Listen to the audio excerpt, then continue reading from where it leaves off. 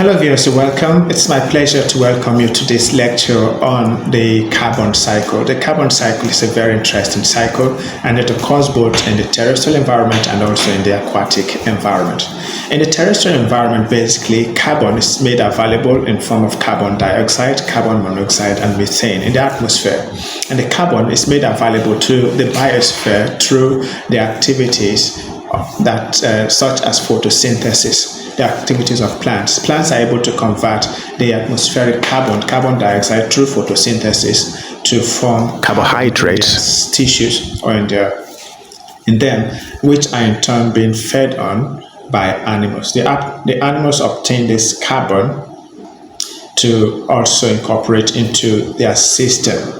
Now, the carbon in them is returned to the soil when the animals defecate and even they themselves die, and when the plants also die.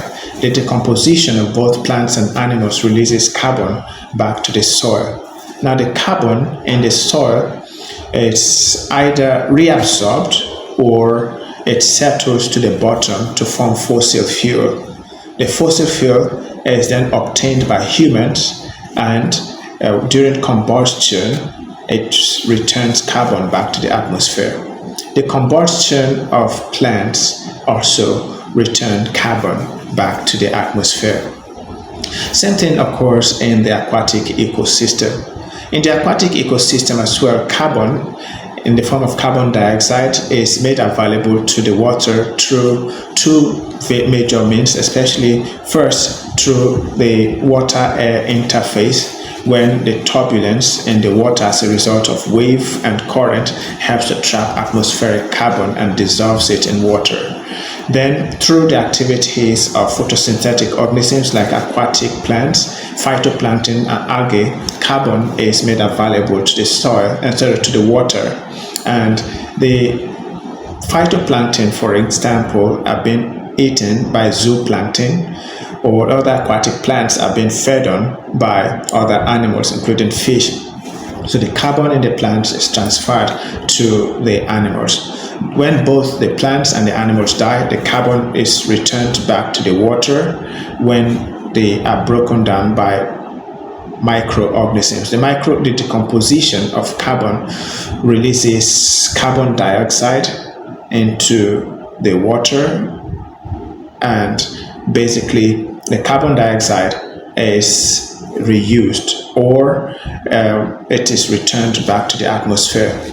Some of the carbon settles at the bottom and forms fossil fuel, and the fossil fuel is also explored by humans during oil exploration, and the combustion of fossil fuel returns carbon back to the atmosphere in form of carbon dioxide or carbon monoxide.